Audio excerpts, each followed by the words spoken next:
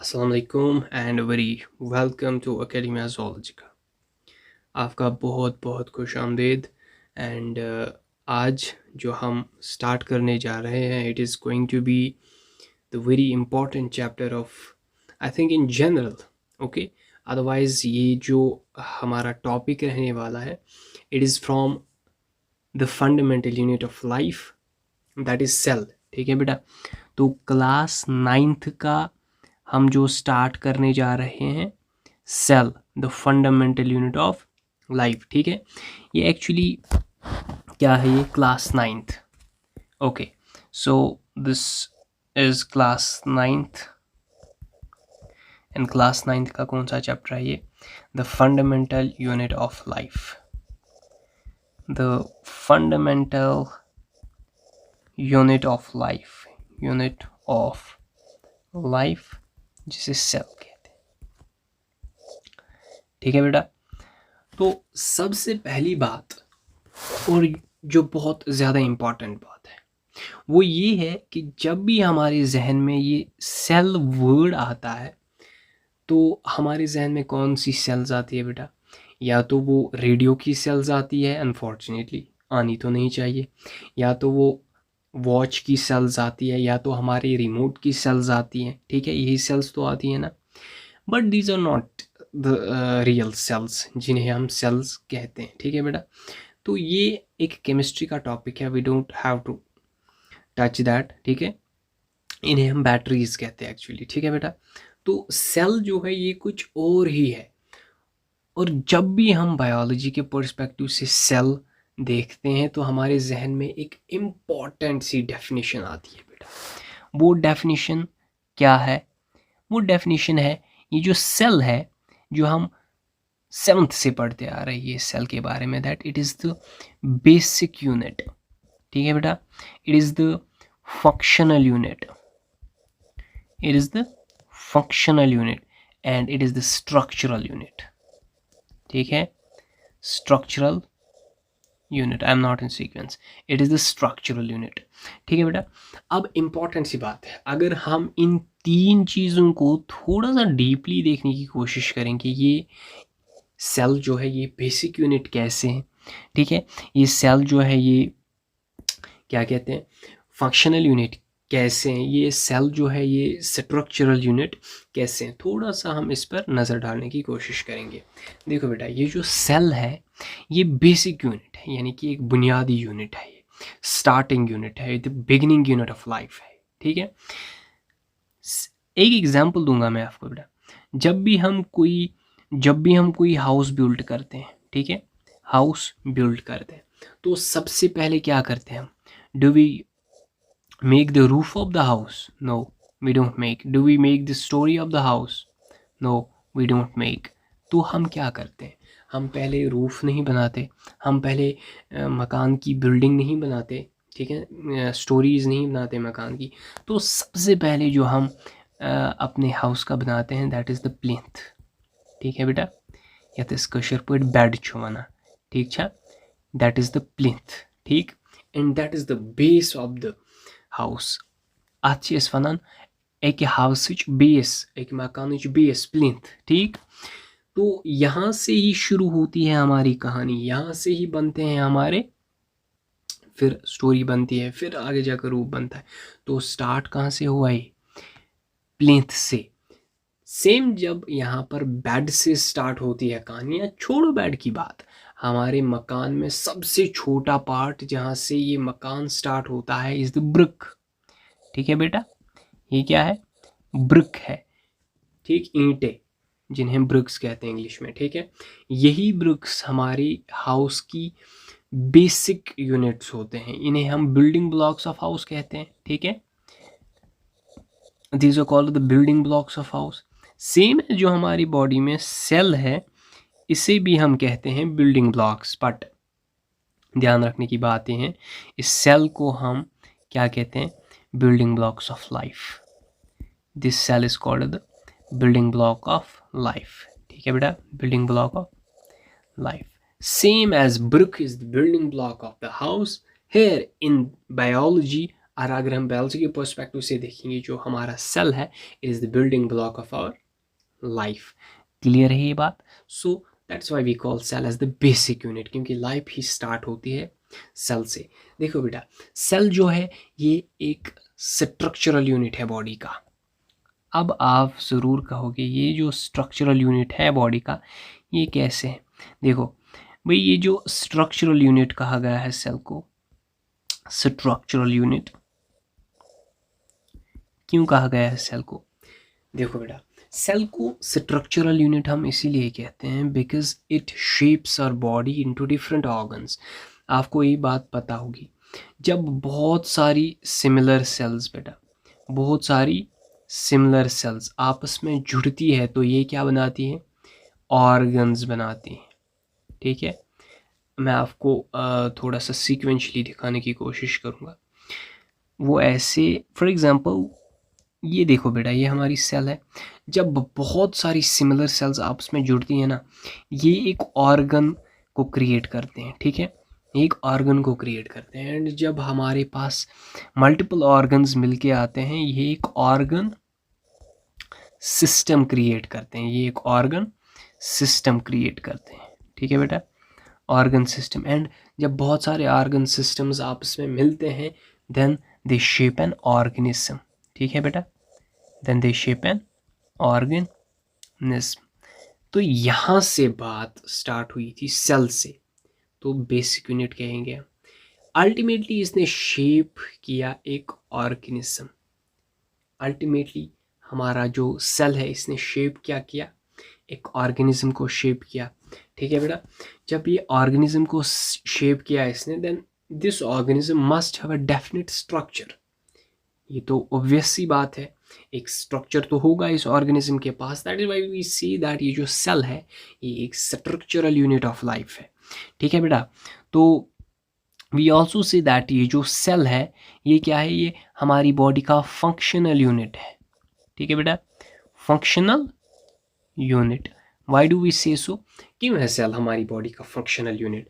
क्योंकि बेटा, ये जो सेल है, ये एक ऐसा पार्ट है जो हमारी बॉडी के मल्टीपल फंक्शंस जितने भी होते हैं, लाइक प्रोसेसेस होती है, ठीक है, ये उनको अंजाम देने में हेल्प करता है। That is why we call it as the functional unit of life. इसीलिए इस सेल की जो डेफिनेशन है, बेसिक सी डेफिनेशन, और हम जो पढ़ते आए हैं, हम जो कहते हैं that cell is the basic, it is the structural and functional unit of life, वो इसीलिए हम बेटा कहते हैं। ठीक है, ये बात तो क्लियर है, आपके जहन में आ गई? ठीक है, ओके। सो मूविंग फॉरवर्ड, कुछ इंपॉर्टेंट चीज़ें। अब ये जो सेल है बेटा, ये तो हमारे पास आ गई।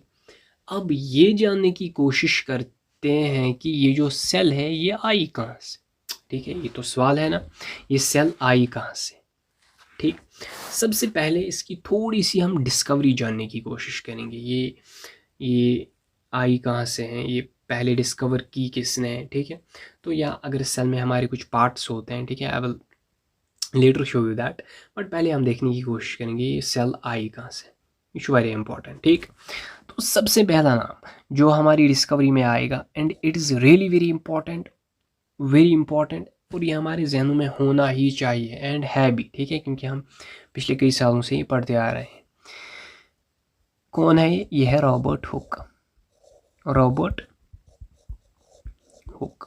ठीक है, बोर्ड एग्ज़ाम्स की पर्सपेक्टिव से अगर देखेंगे हम, तो ये उतना इम्पॉर्टेंट नहीं है, इसके बारे में कुछ ज़्यादा बातें याद रखना। बट हाँ, अगर आपको एक्स्ट्रा नॉलेज चाहिए तो ये कुछ बातें हैं, इनको आप जहन में रखो, मे भी कई काम आ जाए।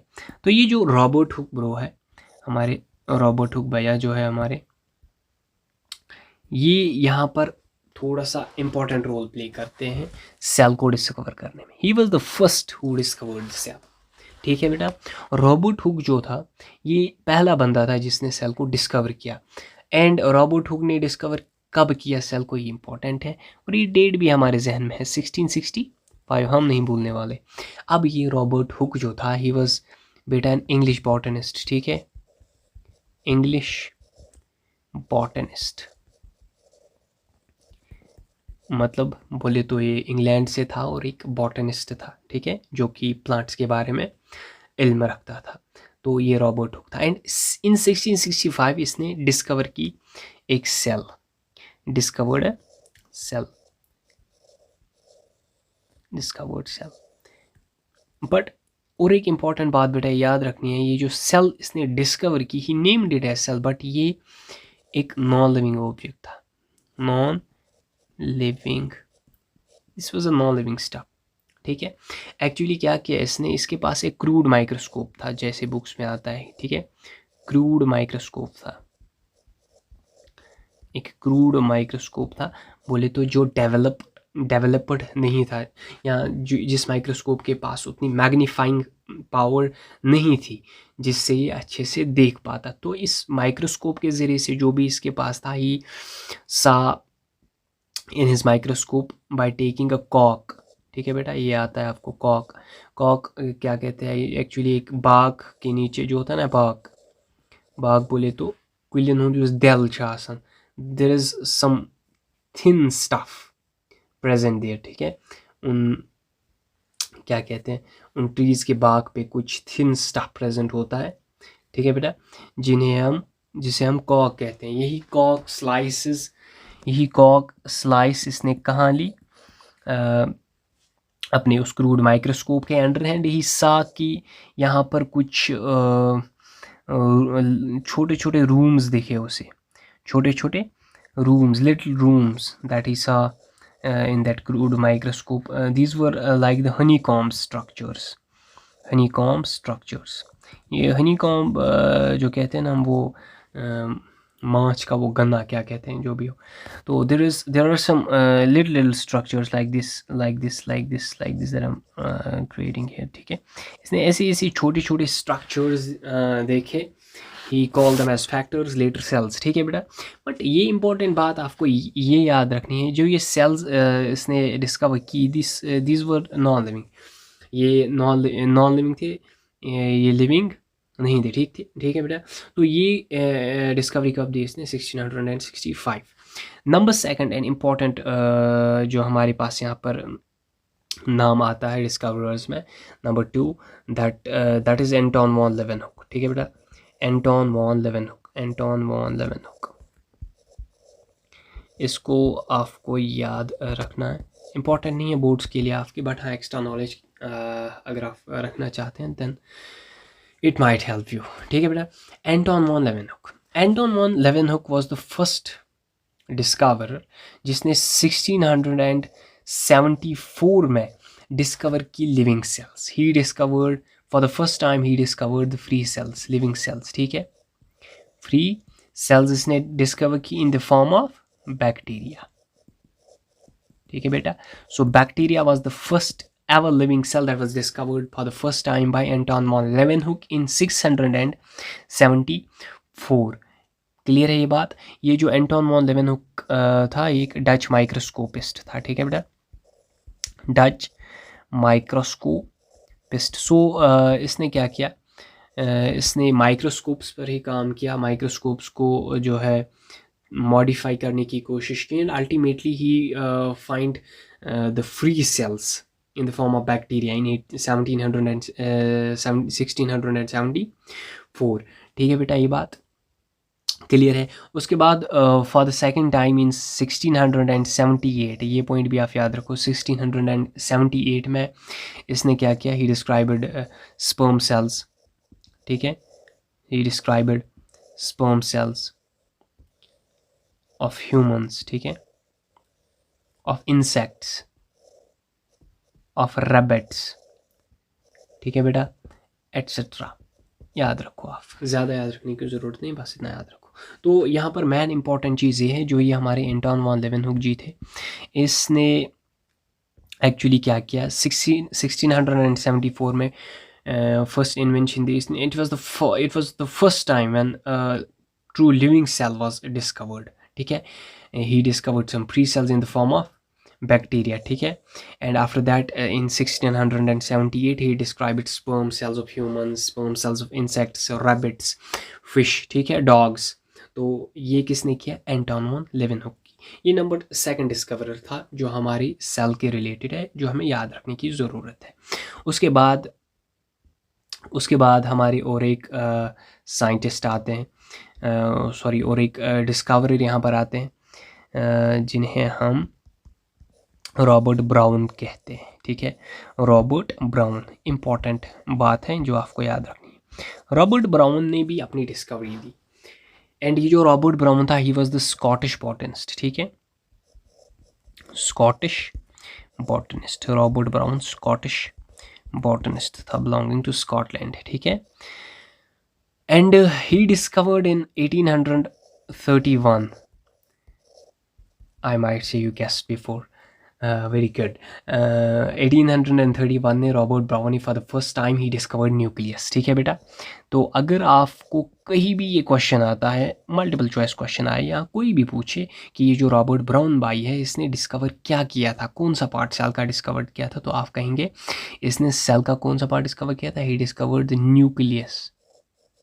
ठीक है बेटा, nucleus, and this was in plant cells. ठीक है, प्लांट सेल्स, वाई, क्योंकि ये बॉटनिस्ट था तो इसका जो मैक्सिमम काम रहता तो वो प्लांट्स के बारे में ही रहता। So for the first time Robert Brown in 1831 discovered the nucleus of plant cells and named it as nucleus. इसने डिस्कवर किया और फिर इसको नाम दिया भाई ये हमारा न्यूक्लियस है।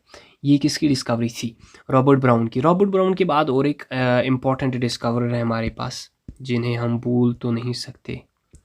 ठीक है, ओके, हम आपको कैसे भूल सकते हैं, ये है हमारी जेई पुरकिंजी। ठीक है बेटा, जेई पुरकिंजी, इन्हें हम भूल नहीं सकते। ठीक है, ये जो जेई पुरकिंजी साहब है, ये एक, पहली बात, ये एक डच एनिमल फिजियोलॉजिस्ट थे, डच एनिमल फिजियोलॉजिस्ट। ठीक है बेटा, तो ही discovered for the first time in 1839 में जेई पुरकिंजी की डिस्कवरी आई है, and he give the term protoplasm. बहुत इंपॉर्टेंट है, क्या किया जेई पुरकिंजी ने, इसने टर्म दी कौन सी, प्रोटोप्लाज्म। हाँ, एक बात है to be taken care of, ये जो प्रोटोप्लाज्म है, एक डिस्कवरी, इसके बाद एक डिस्कवरी, उसके बाद हम थोड़ा सा डिस्कस करेंगे इसके बारे में, प्रोटोप्लाज्म के बारे में। ठीक है, और इसके रिलेटेड और कोई टर्म्स भी अगर हो तो। Protoplasm for the first time J E Purkinje ने 1839 में डिस्कवर क्या किया, protoplasm, and this was for living fluid substance that is, ये जो हमारी सेल होती है ना, इसमें जो लिविंग फ्लूइड प्रेजेंट होता है, इसी को हम प्रोटोप्लाज्म कहते हैं। And this was discovered by J E Purkinje in 1839। फिर बाद में एट लास्ट हमारा और एक डिस्कवर आता है, हैकल भाई है। हैकल ने क्या किया, हैकल ने 1866 में, ओके 1866 में कहा कि ये जो न्यूक्लियस है, न्यूक्लियस तो डिस्कवर किया था रॉबर्ट ब्राउन ने, बट रॉबर्ट ब्राउन ये नहीं कह सका, कोई बात नहीं।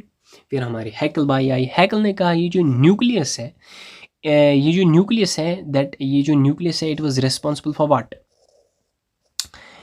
इसने कहा ये जो न्यूक्लियस है, it is responsible for the storage and transmission of hereditary characters. ठीक है, it was responsible for the storage and transmission of hereditary characters, transmission of hereditary characters.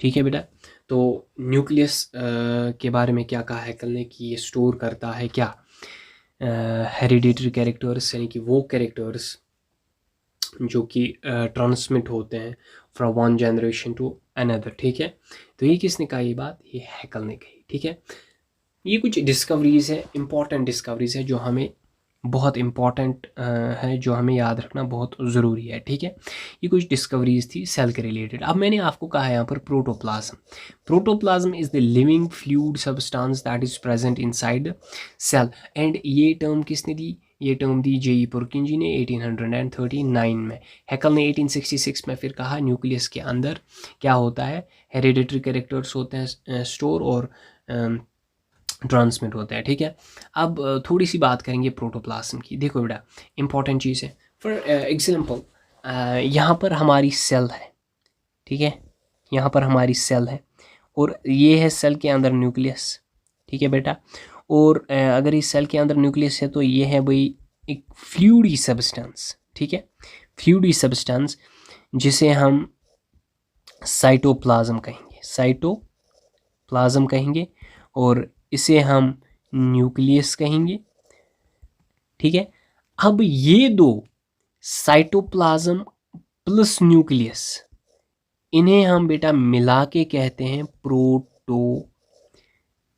थोड़ा सा इससे भी प्लाज्म। अब बात आई मेरी समझ आपको, प्रोटोप्लाज्म किसे कहते हैं? Protoplasm is actually the living substance of the cell, यानी कि nucleus and cytoplasm. So nucleus plus cytoplasm we say in whole, हम इसे क्या कहते हैं? प्रोटोप्लाज्म कहते हैं। ये क्लियर है ये बात? अब यहाँ पर आप ध्यान रखो बेटा, ये जो प्रोटोप्लाज्म है यानी कि साइटोप्लाज्म एंड न्यूक्लियस, जो हमारे रॉबर्ट हुक ने सेल्स देखी थी, these those cells were showing the absence of the protoplasm, उन सेल्स में प्रोटोप्लाज्म एब्सेंट था। That is why Robert Hooke ji ने उन सेल्स को प्लांट सेल्स में देखा था एज हनीकॉम्ब लाइक स्ट्रक्चर्स, इसीलिए वो हनीकॉम्ब लाइक स्ट्रक्चर्स दिखे थे। क्योंकि एक बात इंपॉर्टेंट है, आगे जाकर भी पढ़ेंगे हम, जो सेल वॉल होता है, एक्चुअली प्लांट सेल्स जो होती हैं उनमें एक एक्स्ट्रा कवरिंग होती है cell wall, which is the hardest covering, ठीक है, that still remains after the death of the cell, ठीक है। इसलिए उन्हें वो हनीकॉम्ब लाइक स्ट्रक्चर्स दिखे थे। Though these were the cells, but उनमें प्रोटोप्लाज्म प्रेजेंट नहीं था, वो डेड सेल्स थी। आई मेरी बात समझ में? रॉबर्ट हुक भाई की क्या बात थी? हाँ, अब और एक इम्पॉर्टेंट सा पॉइंट इसके बारे में आप याद रखोगे, अगर हम साइटोप्लाज्म और न्यूक्लियस, इसे क्या कहते हैं? प्रोटोप्लाज्म। इन सिंपल प्रोटोप्लाज्म को ऐड करेंगे प्लाज्मा मेम्ब्रेन, प्लाज्मा मेम्ब्रेन, ठीक है बेटा। प्लाज्मा मेम्ब्रेन ऐड करते ही हम इसे प्रोटोप्लाज्म नहीं कहेंगे, अब हम इसे कहेंगे प्रोटोप्लास्ट, प्रोटोप्लास्ट, ठीक है बेटा। तो ये दो टर्म्स आपको याद रखनी है, थोड़ा सा अच्छे से लिखूंगा मैं सीक्वेंशली, वो ऐसे, हमारा न्यूक्लियस सेल का, ठीक है बेटा, हमारे सेल का nucleus plus cytoplasm, cytoplasm is equal to protoplasm, protoplasm. Very good, आई मेरी बात समझ में? बहुत अच्छा। इसके बाद हमारा जो सेल है, क्या कहेंगे, हमारा जो ये सेल है, सेल का न्यूक्लियस, ओके, सेल का न्यूक्लियस, सेल का साइटोप्लाज्म, और अब और एक एक्स्ट्रा चीज़, सेल का प्लाज्मा मेम्ब्रेन, ठीक है। प्लाज्मा मेम्ब्रेन को भूल कैसे सकते हो? नहीं भूल सकते, ठीक है। सेल का प्लाज्मा मेम्ब्रेन, अब हम इसे प्रोटोप्लास्ट कहेंगे, ठीक है बेटा, प्रोटोप्लास्ट कहेंगे। तो ये कुछ चीज़ें हैं जो आपको याद रखना बहुत इम्पॉर्टेंट है, बहुत ज़रूरी है। रखोगे तो बहुत अच्छा, नहीं भी रखो तो मेरा क्या जाता है, ठीक है। तो that was all for the today's topic. ज़्यादा डीप नहीं जाएंगे और ज़्यादा लंबा नहीं जाएंगे, क्योंकि you will also get bored after listening to the lecture, ठीक है। So this is the end, okay। तो आज के लिए इतना ही, कल इंशाल्लाह हम दूसरा टॉपिक अपना उठाएंगे जिसे हम सेल थ्योरी के नाम से पुकारते हैं, ठीक है। तब तक के लिए BYE बाय और फी अमानिल्लाह, ठीक है, ठीक है बेटा। और हाँ, अब I will also upload this PDF जो मैंने रिटन किया है, मतलब जो मैंने लिखा है, मैं इसको भी अपलोड करूँगा, maybe it will help you. And अगर आपको कोई भी हैंड रिटन नोट चाहिए, then I will post Telegram link below the video. आप इसकी डिस्क्रिप्शन में जाओ, आपको मिलेगा वहाँ पर एक Telegram link, you go there, you follow the channel, and कोई भी मटेरियल हो आपकी बायोलॉजी के related up to class 10th and 10th के एक्स्ट्रा, 10th के आगे भी, अगर 11th में या 12th में किसी को जोलॉजी में कोई भी प्रॉब्लम हो या कोई भी स्टडी मटेरियल की रिक्वायरमेंट हो, then you just drop a message on my Telegram, okay, and he will be provided the same. So this was all for today. Inshallah, tomorrow we will be discussing some other topics like cell theory, and आगे जाकर हम इंशाल्लाह ये chapter ख़त्म करके फिर 10th का उठाएंगे. So this is the first chapter that we have gone through. ये क्लास 9th का फर्स्ट चैप्टर है बायोलॉजी का, the fundamental unit of life, that is the cell. ठीक है, तो इंशाल्लाह विल कंप्लीट इट धीरे धीरे. सो आज के लिए इतना ही. कल इंशाल्लाह सेल थ्योरी, आगे जाकर विल डू वंडर्स इंशाल्लाह. Okay, bye.